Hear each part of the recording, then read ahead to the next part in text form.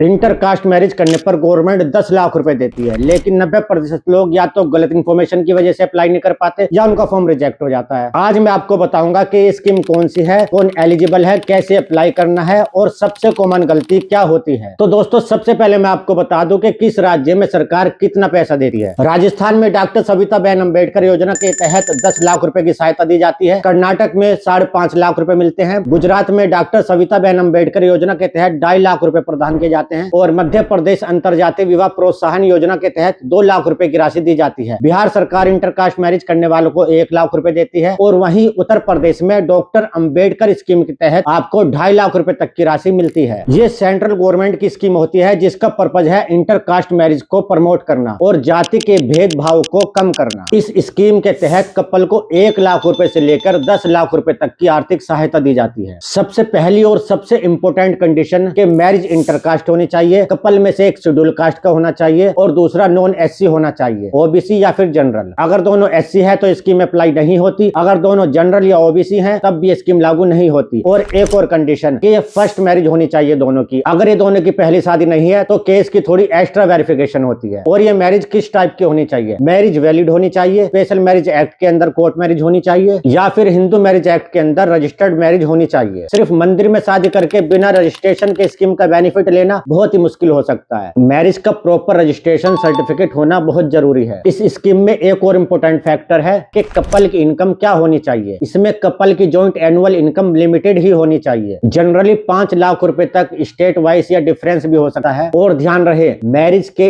1 साल के अंदर एप्लीकेशन देना बहुत ही जरूरी है। अगर आप लेट अप्लाई करते हैं तो फिर फाइल रिजेक्ट हो सकती है। इसमें डॉक्यूमेंट की बात करें तो एप्लीकेशन के टाइम यूजुअली ये डॉक्यूमेंट लगते हैं: marriage certificate, SC caste certificate, Aadhaar card, joint photograph, joint bank account detail, affidavit, income certificate और कभी कभी लोकल इंक्वायरी भी हो सकती है। ये वेरीफाई करने के लिए कि ये मैरिज रियल है। पैसा कैसे मिलता है? ये पैसा जनरली एक फिक्स डिपॉजिट के फॉर्म में दिया जाता है। कुछ पार्ट इमीडिएट रिलीज होता है और कुछ लॉक इन पीरियड के बाद। इसका पर्पज ये होता है कि कपल फाइनेंशियली सिक्योर हो सके और कोई मिसयूज ना हो। सबसे कॉमन मिस्टेक यहाँ लोग सबसे ज्यादा गलती क्या करते हैं? मैरिज रजिस्टर्ड नहीं करते, टाइम से एप्लीकेशन नहीं देते, डॉक्यूमेंट इनकम्प्लीट देते हैं, इनकम लिमिट क्रॉस होती है, फेक मैरिज करते हैं। गवर्नमेंट वेरिफिकेशन बहुत ही सख्त होता जा रहा है, इसलिए प्रॉपर लीगल गाइडेंस लेना बहुत जरूरी है। तो दोस्तों, अगर आप इंटरकास्ट मैरिज का प्लान कर रहे हैं या ऑलरेडी मैरिज कर चुके हैं और आप स्कीम का बेनिफिट लेना चाहते हैं तो पहले एलिजिबिलिटी चेक कर लें और डॉक्यूमेंट प्रॉपरली रेडी रखें। अगर आपको प्रोसेस समझना हो या मैरिज रजिस्ट्रेशन और डॉक्यूमेंट्स में लीगल हेल्प चाहिए तो आप प्रॉपर लीगल जानकारी ले सकते हैं। वीडियो अच्छी लगी हो तो शेयर करें और ऐसी ही लीगल वीडियोस के लिए चैनल को सब्सक्राइब करें।